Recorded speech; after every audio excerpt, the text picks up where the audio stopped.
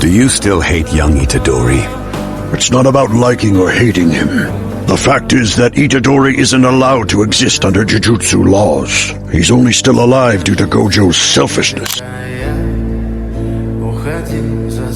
I was the one who forced the issue and got the kid's execution sentence suspended.